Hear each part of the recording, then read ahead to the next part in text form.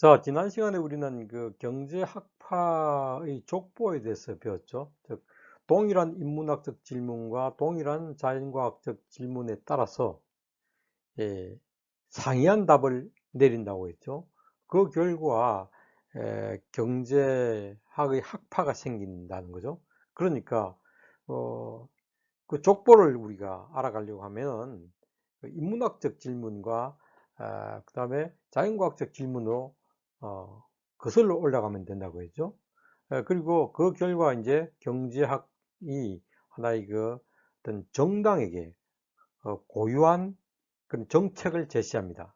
그리고 이 정당에 대한 선택이나 아니면 평가를 할 때는 여러분들이 경제 정책 그 이전에 존재하는 인문학과 자연과학으로 들어가서 이 경제, 이 정당의 인문학적 어떤 특성이라든지 아니면 태도, 입장이 무언지를 검토하고 여러분들의 어떤 인문학이 여러분들이 볼 때 정확한지를, 그지? 과학적인지를 판단하고 나서 또 경제학을 선택하고 또 정당을 선택하면 오히려 정말로 정확하게 우리가 정당을 선택할 수 있는 그 방법이 되겠죠. 자, 오늘은 이제 경제학과 수학에 대해서 배우겠습니다. 아이고, 또 수학하니까 굉장히 어렵게 생각이 되죠. 그런데 오늘 배워보면 수학이 아무것도 아니라는 걸 알게 될 거예요. 자, 이게 좀 이따 설명드리고, 일단 이 수학을 우리가 배우면서 형식화의 문제, 그 다음에 더 중요한 것은 경제학의 수학은 어렵지 않다 하는 것을 오늘 여러분 내 강의를 통해서 이제 배우게 될 겁니다. 그리고 자신감을 얻게 될 거예요. 기대해 봅시다. 교과서는 이제 25페이지가 되겠죠. 여기에 25페이지, 그죠? 어, 경제학과 수학, 여기에 이제 들어가겠습니다. 여러분, 다시 말씀드립니다만은, 교과서가 꼭 있어야 됩니다. 그렇게 해야 과제를 우리가, 어, 제대로 수행해낼 수 있을 거거든요. 과제를 여러분들이 올려야 내가 그걸 가지고, 어, 적어도 출석 평가를 할 수 있는 거예요. 여러분들이 과제를 올리지 않으면 결석 처리가 되어 버리면서 이게 누적되면 결국 출석 미달이 될 수도 있겠죠. 그래서 꼭 과제를 우리가 정확하게 올려야 되고, 이 과제는 교과서와 관련된 그런 과제를 낼 것입니다. 물론 교과서만 봐서 되는 것이 아니라 강의를 제대로 듣고 교과서와 연결시키는 그런 과제를 낼 테니까 여러분들이 꼭 준비를 하시기 바랍니다. 자, 이게 이제 수학은 이 경제학의 자연과학적 토대 중 하나입니다. 자, 다시 말씀드려서 경제학은 사회과학이지만 인문학과 자연과학 토대 위에 서 있다고 했죠. 그 중에서 이제 오늘은 그 자연과학 중에서도 자연과학에는 어떤 게 있습니까? 물리학, 생물학, 화학, 수학 이런 게 있는데 수학이 바로 경제학의 자연과학적 여러 가지 토대들 중에 하나다. 자, 이 점을 우리가 인식하면서 오늘 이 강의를 들어야 수학을 배우는 이유를 알 거예요. 갑자기 수학을 배우는 것이 아니라 불필요하게 배우는 것이 아니라 수학은 경제학의 자연과학적 토대 중에서 하나이기 때문에 이걸 배우지 않고는 경제학을 제대로 이해할 수 없다는 겁니다. 그러나 다시 말씀드립니다만은 수학은 어렵지 않다. 자, 이 경제학은 있죠. 보면은 뭔가 더 과학이 되려고 하는 욕망을 가지고 있습니다. 그죠? 좀 더 사이언스, 좀 더 과학적이면 사람들로부터 뭔가 어떤 호감을 얻지 않을까 하는 그런 생각을 가지고 과학이 되고자 하는 욕망을 가지고 있는데 이 과학적으로 보이기 위한 가장 뭐랄까 바람직한 방법 아니면은 남들한테 가장 호응을 얻을 수 있는 방법이 수학적 테크닉을 사용하는 거예요. 그죠? 우리도 이제 수학을 많이 사용하면 어떤 생각을 가지게 됩니까? 저 사람 굉장히 똑똑하고 그 다음에 과학적이라는 그런 생각을 많이 가지게 되죠. 그러니까 경제학자들도 여러분이나 나처럼 똑같이 그런 욕망을 가지게 되는 거예요.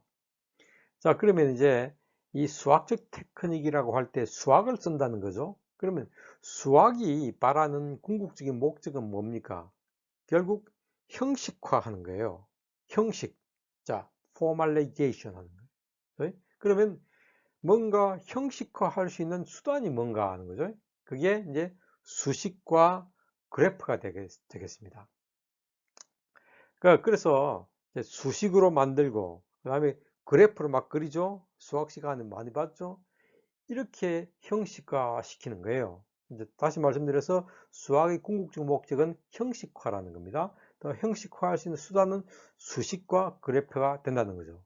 그러므로 경제학이 처음에 뭐라고 했습니까? 과학으로 승격되려고 했죠.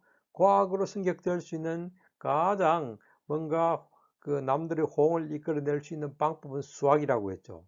이때 수학은 뭘 하는 거라고요? 형식화하는 거라고 했죠. 그래서 경제학은 형식화를 추구함으로써 과학이 되려고 합니다. 이때 형식화할 수 있는 방법은 수식과 그래프가 된다. 됐죠?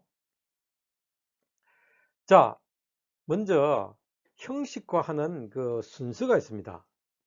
자, 제일 먼저 우리의 매일 우리가 여러 가지 진술을 해요. 진술. 뭐 나는 뭐 하기 때문에 뭐 한다. 야, 요즘 잠이 많이 오는데 왜 잠이 많이 올까? 술을 많이 마셨기 때문에 잠이 많이 온다. 요즘 또 살이 찌네. 친구들 만나 가지고 이런 얘기를 합니다. 야, 요즘 밥 많이 먹었더니 살찌네. 자, 이건 뭡니까? 우리가 일반적으로 하는 진술이에요. 알고 보니까 이런 진술들을 우리는 하루에 몇십 번씩 하는 거예요. 그죠? 이제 경제학에서 형식화 시킨다고 할 때는 바로 이런 일반적인 진술을 코드, 부호로 만드는 겁니다. 자, 그래야 형식화가 되는 거예요. 자, 형식화의 첫 단계는 뭐라고요? 일반적 진술을 부호로 만드는 겁니다. 자, 그래서 예를 들어서 가격, 짜장면 가격이 비싸면은 짜장면을 적게 먹는다. 이때 가격 프라이스죠. 그래서 P하고 부호를 붙이고, 자, 일 많이 하면 임금 많이 받는다. 웨이지죠. 그래서 W. 소득, 자, 소득을 많이 획득하게 되면은 소비가 많이 늘어난다. 이때 소득을 Y 이렇게 부호로 바꾸는 겁니다. 소비는 C. 이러죠. 이때 이제 가격이 오르면은 짜장면 가격이 오르면은 짜장면의 수요가 줄어든다, 늘어난다 이래죠. 오른다, 내린다, 또 오른다, 증가한다, 감소한다 이런 모든 것들을 이렇게 그래프 화살표로 또 부호를 바꿉니다. 알겠습니까? 이게 자 경제학의 수학화 중에서 첫 번째 형식화인데 형식화의 첫 번째 단계가 뭡니까? 부호화. 자, 이제 두 번째 단계가 되겠죠? 이제 부호로 처리한 결과를 수식으로 전환을 해야 됩니다. 자, A 하면은 B 한다. 스마트폰 많이 보지 마세요. 자, 왜 그렇습니까? 스마트폰 많이 보면 공부가 안 된다. 이게 우리가 교수님이 여러분들한테 스마트폰을 갖다가 금지할 때 하는 진술이에요. 스마트폰 많이 보면 공부 안 된다. 즉 A 하면 B 한다. 이건 뭡니까? 스마트폰을 많이 봤기 때문에 공부 성적이 안 좋다 이 얘기 아닙니까? 그러면은 성적이 안 좋은 결과에 대한 원인이 있겠죠. 바로 A가 원인이고 B가 결과입니다. 즉 우리의 진술은 어떻게 됩니까? 항상 원인과 결과의 관계를 가지는 즉 인과관계로서 인과관계에 관한 진술을 하게 되죠. 그죠? 아까도 말씀드렸습니다만 밥 많이 먹으면은 막 체중이 늘어난다. 자, 술 많이 마시니까 잠이 많이 온다. 오늘 돈 좀 벌었으니까 등 따스니까 배부르다. 이런 얘기들이 있죠. 다 뭡니까? 일반적 진술이에요. 자, 이 일반적 진술에는 원인과 결과적 인과관계가 도사리고 있다. 자, 그러면은 이제 우리가 앞에서 본 그 경제학의 자연과학적 질문에서 바로 인과관계에 대한 질문이 있었다고 했죠. 이걸 한번 여러분들이 이제 다시 표 1-3을 한번 기억해 보십시오. 자, 일단 이런 자연과학적 질문인 인과관계에 대한 질문으로 들어온 거예요. 자, 그런데 이제 그 인과관계를 우리는 함수식으로 형식화 시킬 수 있습니다. 함수하니까 또 아이고 골치가 아프다 하겠지만은 사실은 굉장히 간단합니다. 자, 지금 수식화 단계에 들어왔습니다. 이때 뭘 한다? 부호 처리된 것을 수식으로 만든다는 겁니다. 자, 봅시다. 그러면은 이 경제학에서 쓰는 함수는 있죠. 1차 함수밖에 없어요. 1차 함수란 것은 뭐 차수도 있지만은 원인이 하나밖에 없는 그런 함수예요. 자, 우리 초등학교 때부터 배웠죠? 어떤 겁니까? y는 ax 플러스 b, 이런 함수가 바로 가장 간단한 1차 함수식인데, 여러분들이 앞으로 경제학에서 배우는 수학, 즉 그 수학은 함수 관계인데, 함수 관계는 바로 이런 1차 함수 말고는 거의 없다는 겁니다. 얼마나 간단합니까? 겁먹지 마십시오. 자, 이때 이제 봅시다.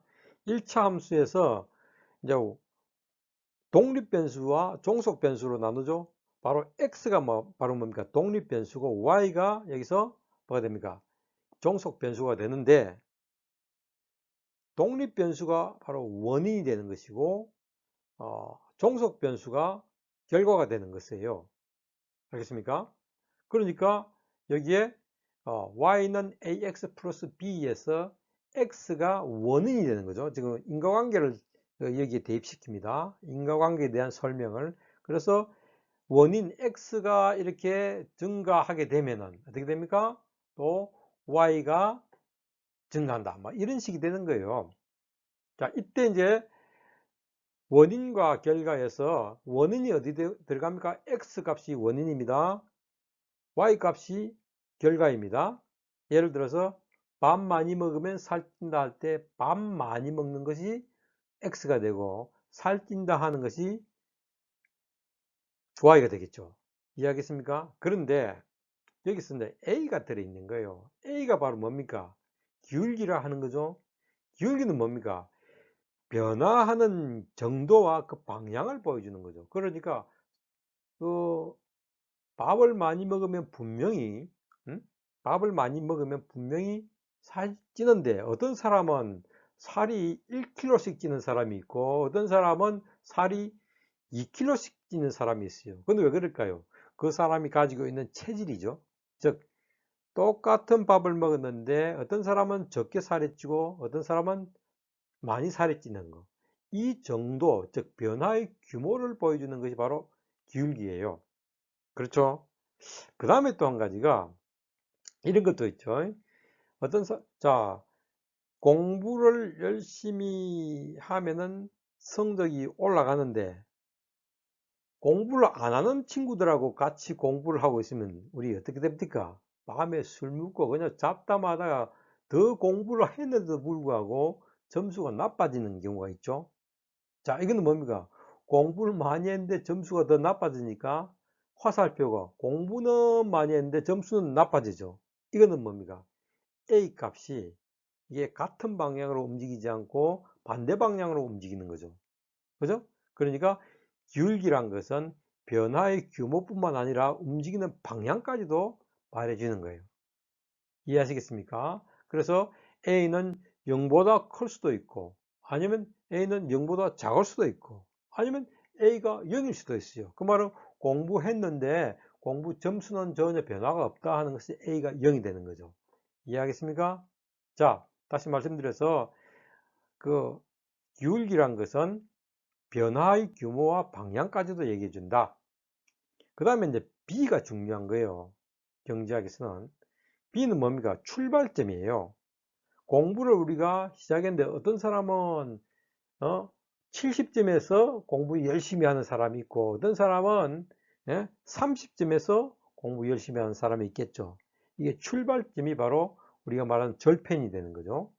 그래서 이 경제학에서는 이게 아주 중요한 거예요. 이것도 이제 B가 출발점이 0보다 큰 사람도 있고 아니면은 0보다 작은 사람도 있겠죠. 아주 그 뭐 성적은 우리가 0보다 작을 수가 없지만은 예를 들어서 어떤 사람은 우리가 일을 했을 때 돈을 많이 받는다 할 때 어떤 사람은 빚을 안고 가는 사람도 있고 부모한테 많은 것을 또 물려받아서 출발하는 사람도 있겠죠. 그럼 부모한테서 물려받은 사람은 B가 0보다 크게 되고 그렇지 않은 사람은 빚을 안고 가는 사람은 0보다 작게 되겠죠. 이런 겁니다. 자, 우리 한번 볼까요? 자, 보십시오. 이제 일 열심히 하면 돈 많이 번다 이랬죠. 그러면 일 열심히 하는 것은 노동량이 되겠죠.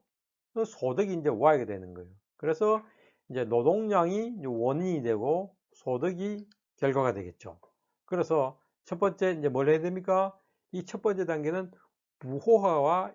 부호화를 해야 되겠죠. 예를 듭니다. 그래서 X가 증가하면 Y도 증가하고 X가 감소하면 Y도 감소하죠. 이렇게 되고 있죠, 지금. 부호화 하시겠습니다. 자, 그 다음에 이제 우리가 이 수식화 사례를 이제 들어갈 때 인과관계를 이제 봤는데 이 아까 원인과 결과가 같은 방향으로 움직이죠. 근데 절편 의미가 이제 우리가 이 태안화력발전소에서 그 김용균이라는 여러분과 비슷한 나이의 그 젊은이가 참 그 참사를 통해서 죽었죠. 자, 이 사람의 절편이 어떻게 됩니까? 이 절편 보십시오. 참 이 젊은이의 그 배낭 안에 들어있던 건 정말로 값싼 음식들밖에 없죠. 이 속에서 죽었어요. 불쌍한 일이죠, 그죠? 자, 이 참 가련한 우리 김용균 여러분과 동갑인 절편은 B가 0이에요. 즉 부모로부터 아무것도 그 유산을 받지 않고 출발한 사람이에요. 이렇게 해가지고 이제 열심히 해서 돈을 버는 거죠. 김용균의 절편은 B는 0입니다. 이재용은, 삼성의 이재용은 어떻습니까? 8조 원입니다. 자, 이렇게 달라요. 그리고 보세요. 이 사람들의 승진 나이는 임원으로 오죠. 가장 그 회사의 임원이 되는 거예요. 그죠? 예를 들어 사장, 부장, 막 이렇게 되는 거죠. 이 사람들이 평균, 보십시오. 재벌 2세의 평균 임원 승진 나이가 31살이에요. 얼마나 불공평하게 시작합니까? B가 0보다 큰 사람들은 이렇게 됩니다. 자, 여러분 한국의 일반적 대학생들의 절편도 보십시오. 어떻습니까? B가 0보다 작죠? 왜? 학자금 대출로서 때문에 빚을 지고 출발을 하는 거예요. 자, 모든 빚을 갚는데 걸리는 시간이 평균 3.5시간이에요. 졸업 후 대출금을 모두 상환하는 사람이 34%밖에 안 되는 거예요. 그러니까 나머지 65%는 대출금을 상환하지 못하고 있는 거죠. 자, 이럴 때는 B가 0보다 작다 이렇게 얘기하는 거예요. 자, 두 번째 단계가 뭡니까? 이제 이걸 수식화하는 겁니다. 부호화 했으니까. 자, 봅시다. 자, 수식화하면은 y는 ax 플러스 b가 되는데 이번에 자 보세요. a가 0보다 크고 b가 0보다 크다. 이런 경우에는 어떻습니까? a가 0보다 크니까 어떻습니까? 이게 기울기가 양수니까 요 그림이 이렇게 되죠, 그죠? 그 다음 b는 어떻습니까? b가 0보다 크죠? 이재용의 그 절편이죠. 그러면 그림이 이렇게 되는 겁니다. 자, 보십시오. 이거는 뭡니까? x 노동 시간이 증가하면 증가할수록 소득은 증가한다. 이런 거죠. 우리 일반적인 진술을 이렇게 표현한 겁니다. 그런데 B는 뭡니까? 0보다 크죠? 그러니까 이 사람은 어떻다? 좀 유산을 받고 출발한 노동자다 하는 것을 여기서 읽어낼 수가 있겠죠. 자, 다시 봐요. 우리 의미를 요약하면 이렇게 되겠죠. 나는 요런 그래프가 나왔으면 우리는 이 그래프에서 뭘 읽어낼 수 있습니까? 나는 부모로부터 어느 정도 물려받은 운 좋은 놈으로서 열심히 일하면 돈 많이 벌게 되더라. 이렇게 해석을 해낼 수 있겠죠? 이해하시겠습니까? 자, 우리는 이렇게 매 시간, 어? 매 시간 이런 종류의 진술, 이때 인과관계의 진술을 합니다. 그 진술은 바로 수식과 그래프로 그려낼 수 있습니다. 경제학은 이런 형식화를 지향한다고 했죠. 그 형식화의 순서를 요약을 해보면 먼저 일반적 진술이 있고 그 다음에 부호로 처리하죠. 그 다음에 인과관계를 설정하죠. 수식화하는데 바로 1차 함수의 관계로 수식화하죠.